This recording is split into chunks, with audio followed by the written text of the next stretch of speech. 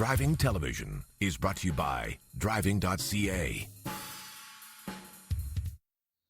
Last year on Driving Television, I had a chance to test drive the new Saturn Outlook. It's their full-size crossover vehicle, and I thought it was a standout, not only for Saturn, but for General Motors as a whole. If you want to look up that review, go to our website, drivingtelevision.com. Unfortunately, Lacey didn't give us her thoughts on that truck. Now, we don't have the Saturn Outlook on today's show, but we do have a cousin to that vehicle. It's the new Buick Enclave. Now, this vehicle is based on the same platform as the GMC Acadia. Now, what I like what General Motors has done here, they've got three different vehicles, the Acadia, the Outlook, and this Enclave, but they look nothing alike, even though they share the same kind of dimensions. This one's unique. I like it. The styling is making a very bold statement that Buick really wants to get noticed. The problem in the past is that Buick has always kind of been associated with that grandpa type image. So now buyers that are going to maybe be looking at the GMC Acadia or the Saturn Outlook, but they want more of a luxurious look, they're going to be forced to take a look at the new Enclave. I got a story. I was recently at a golf tournament. They had one of these Enclaves parked on the course, and people gathered around it. They had no idea it was a Buick, and the guy I was playing with said he'd buy it just because he likes the big wheels alone. It's always refreshing to get out there with average consumers and get their opinion. And you know what? They liked it. The signature Buick grille has been sculpted into the front design instead of looking like it's been forced on. The blue rings around the projector headlights are a nice touch. The front fenders and hood look classy and rugged, and there are even the portholes on the hood, synonymous with Buick. There's also a healthy amount of chrome used on the outside, from the strip along the front bumper to the roof rails, rear taillight surrounds, tailpipes, and more. The 19-inch polish wheels are standard on the higher trim level model. You get 18-inch wheels on the base model.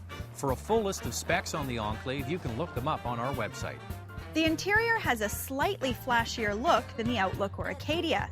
There's wood used on the dash, doors, and steering wheel, along with brushed aluminum and chrome trim pieces. And really, the dash and interior are very similar to the other two vehicles.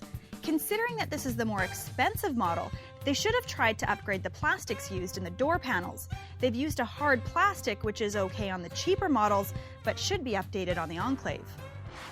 Now, the Enclave can be ordered as a 7-passenger crossover with 2 bucket seats in the second row like we have here, or an 8-passenger and you get the second row as a bench seat.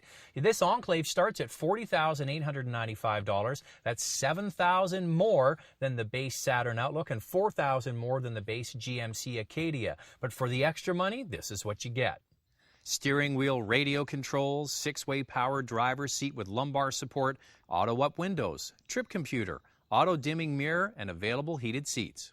And no, Tiger Woods golfing tips are not included. Just like the Saturn Outlook and the GMC Acadia vehicles based on the same platform, the Enclave has a 3.6-liter V6 engine that does all the work. The base model CX comes with front wheel or all-wheel drive, and the same is also true if you get the CXL model, which is the higher trim level. The Enclave is a true crossover. It's not built from a truck chassis, but rather on an all-new platform, which has more in common with a van than a truck. This design gives the ride of a car and the manageability of a much smaller vehicle. The turning radius is fantastic, but make sure to get the optional backup sensors for this big rig. The one thing that I absolutely love about driving the Enclave is how smooth and luxurious the ride is. It's got nice brakes, it handles really well, and the acceleration, whether it's off the line or passing another vehicle on the highway, again, it's just really, really smooth. My only complaint is the fact that if I got the seat in a really comfortable position for driving, I found that I had to compromise my outward visibility. So in order to see over the hood and make sure that I had no blind spots, I wasn't in the most comfortable driving position.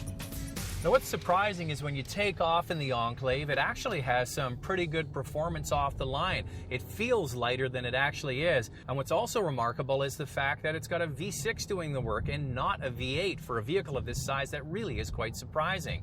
Buick have done a nice job of insulating everybody in the cabin from engine, wind, and road noise, but you still get a bit of road feel back to the driver, which is nice because a lot of luxury manufacturers make you feel like you're driving on a big marshmallow, and they've avoided falling into that trap. The 6-speed automatic is smooth and quick to respond and can be shifted by the driver if needed. The front-wheel drive model is fine for most people, but if you require more traction, especially in winter, then the all-wheel drive is the way to go. Now, one thing a lot of women dislike about driving a minivan is they hate being pegged as the soccer mom. It's an image thing. They just don't feel cool driving them. And that's why I call the new full-size crossovers from GM minivan killers. The Acadia, the Outlook, and now this Buick Enclave. Because what you get is a big vehicle. It can seat either 7 or 8 passengers. It's got lots of utility. It's easy to drive. It's very comfortable. It does everything a minivan does, but it looks way cooler. And anybody would be happy to be seen in this vehicle. It doesn't have a badge on it yet. So the only thing is that these vehicles are maybe just a little bit more expensive than a van. But for some people, they'll be willing to pay the price.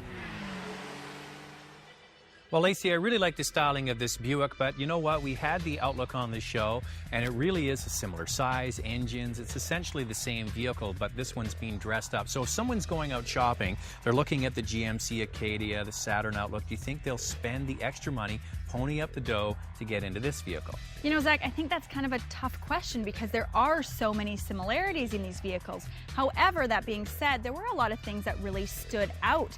The big seller, I think, on this vehicle is going to be the styling. It's definitely aggressive, but still has a more upscale, luxurious look to it.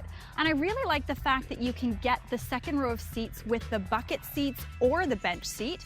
I really like the smooth, luxurious ride. And I'm really happy that GM's finally been listening and they've increased the size of the buttons on the steering wheel so it's easier to use.